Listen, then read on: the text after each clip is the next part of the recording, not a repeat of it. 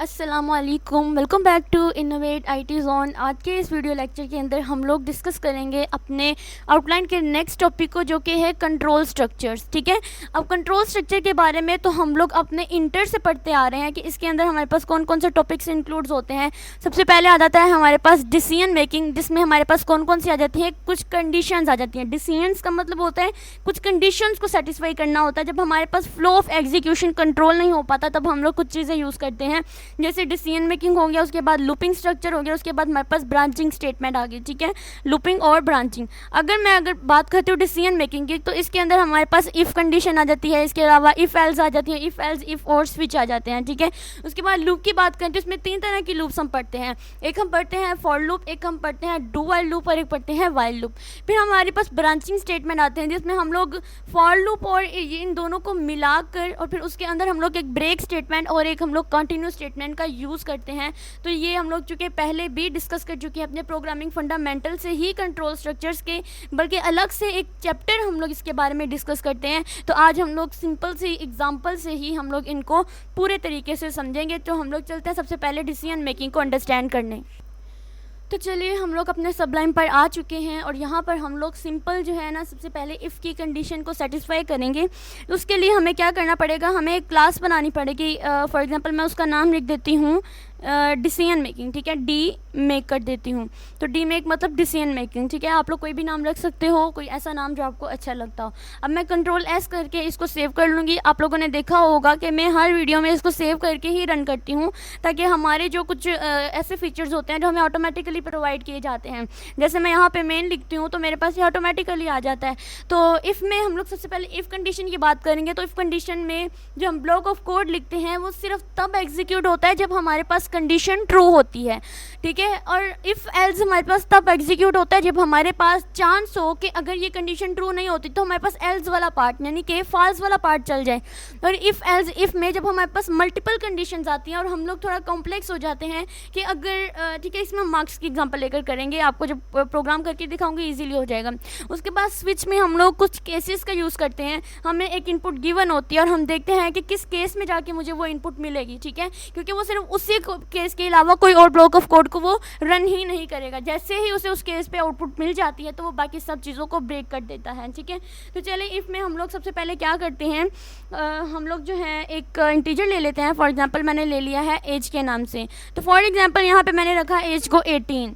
ठीक है, आप लोग पता है जब 18 एज हो जाती है तो हम क्या होते हैं, वो एडल्ट हो जाते हैं। ठीक है, यू आर एन एडल्ट। तो हमारे पास इस तरह से मुझे आउटपुट में वो दे देते हैं, जैसे system dot out dot println करें। तो यहाँ पर मैं अंदर लिखती हूँ कि अगर मुझे यहाँ पर सबसे पहले इफ़ कंडीशन लिखनी थी, तो मैं यहाँ पर लिखूँगी इफ़ मेरे पास अगर एज जो है ना वो ग्रेटर देन या इक्वल हो जाती है 18 के, तो मेरे पास मेरा ब्लॉक ऑफ कोड चले कि यू आर एडल्ट। ठीक है, यानी आप अब जवान हो चुके हैं, एडल्ट। ओके, उसके बाद हम सेमीकोलन लगाएंगे। कंट्रोल बी लगाकर हम चेक करेंगे कि हमारे प्रोग्राम के अंदर कोई एरर तो नहीं। अगर कोई एरर होगा देन वो मुझे फ़ौरन से बता देगा। तो ये भी चूँकि एरर चेक कर रहा है, तो जैसे ही चेक करेगा मेरे पास नीचे यहाँ पर देखें 9.8 सेकेंड्स लिए हैं उसने एरर्स को चेक करने में, फिनिश हो जाएगा। मतलब इसके अंदर कोई भी एरर नहीं है। तो चलते हैं हम लोग अपने CMD की तरफ।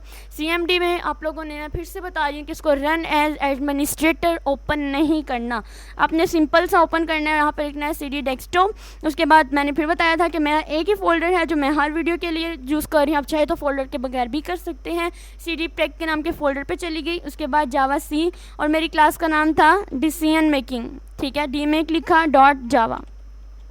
उसके बाद जो कंपाइल हो रहा है, तो कंपाइल होने के बाद मैं इसको रन करूँगी। तो रन करने के लिए हम लिखेंगे जावा क्लास का नेम। तो यहाँ पर मेरे पास आउटपुट आ गई है यू आर एडल्ट। ठीक है, तो इसी तरह से हम लोग इफ़ एल्स में भी करेंगे। फॉर एग्जांपल अगर मैं यहाँ पर एज को चेंज कर देती हूँ, फॉर एग्जांपल मैं यहाँ पे 15 कर देती हूँ, और यहाँ पे मेरा इफ़ के अंदर जो है ना वो मैं इसको ब्रैकेट्स में कर देती हूँ। ठीक है, इस चीज़ को मैं ब्रैकेट्स में कर देती हूँ ताकि मेरे पास ये चीज़ कंफर्म हो जाए कि ये ब्रैकेट्स में ही रन हो रहा है। ये ब्लॉक ऑफ कोड इफ़ का अलग से बनेगा।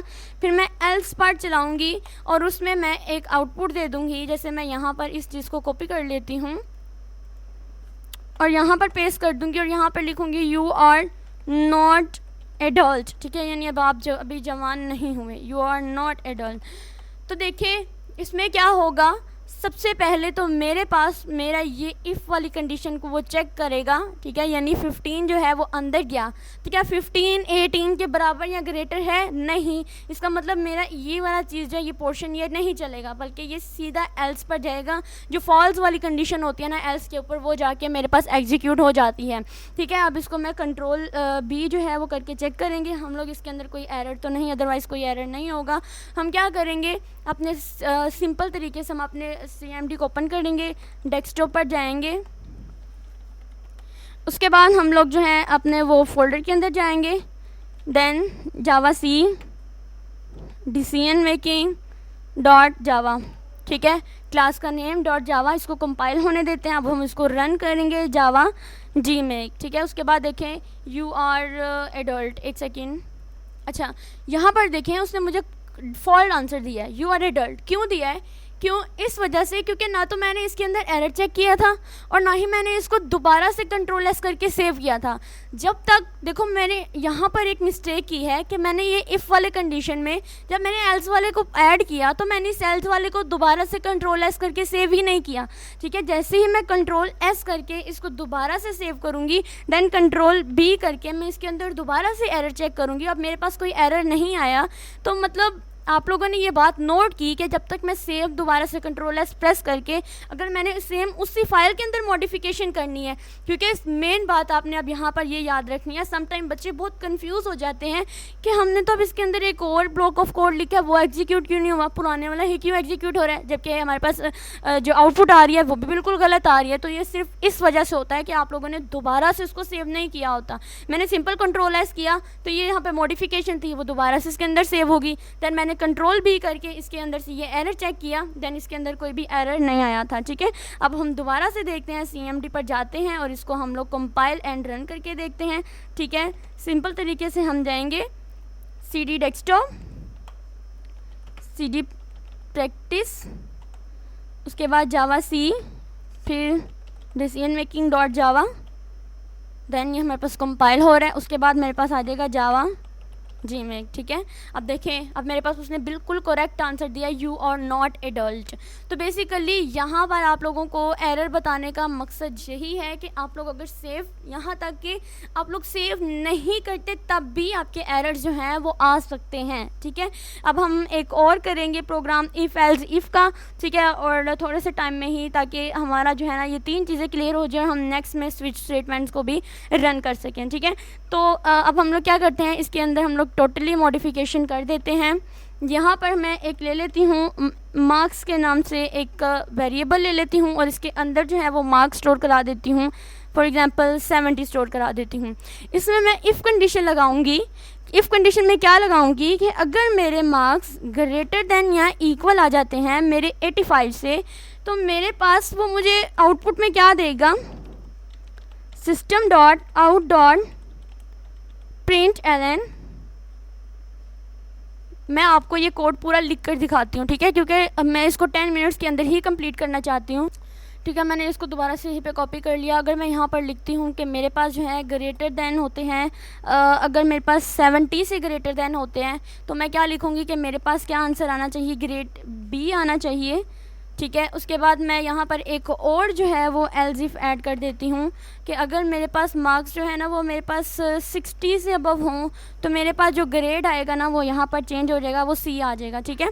उसके बाद मैं यहाँ पर लिख देती हूँ कि अगर मेरे मार्क्स जो है ना वो 50 से अबव आते हैं, तो देन मुझे क्या वो देगा, वो मुझे D ग्रेड दे देगा, ठीक है। और अगर एल्स पार्ट भी एक और हम लोग लिख लेते हैं, यहाँ पर हमें एल्स भी इंक्लूड करना है, ठीक है। और अब हम एक लास्ट ब्लॉक ऑफ कोड चलेंगे कि अगर इनमें से कोई भी मार्क्स नहीं आते हैं, तो देन मेरे पास जो चीज़ आएगी ना, system dot out dot println में, तो वो मेरे पास आ जाएगा कि हाँ जी आपका जो ग्रेड है ना, सॉरी इसको हमने इसके अंदर लिखना है कि हमारा जो ग्रेड है वो अब F आया, यानी अब 50 से, अब बाहरी बात है 50 से जितने भी डाउन आएंगे वो सारे F ग्रेड में ही जाएंगे। अब हम इसको कंट्रोल S करेंगे और कंट्रोल B करके इसको हम लोग करेक्ट करेंगे। तो देखिए मेरे पास यहाँ पर एक एरर आ रहा है, और एरर क्या आ रहा है कि मेरे पास एक ये मेन फंक्शन का है, ठीक है, जबकि मेरे पास क्लास की जो बॉडी क्लोज होनी तो वो तो हुई नहीं। तो हम लोग एक और डाल लेंगे, कंट्रोल B करके चेक करेंगे। अब मैं आपको इसकी आउटपुट दिखाती हूँ। तो यहाँ आउटपुट में मेरे पास ग्रेड बी आया है, आप खुद भी इसको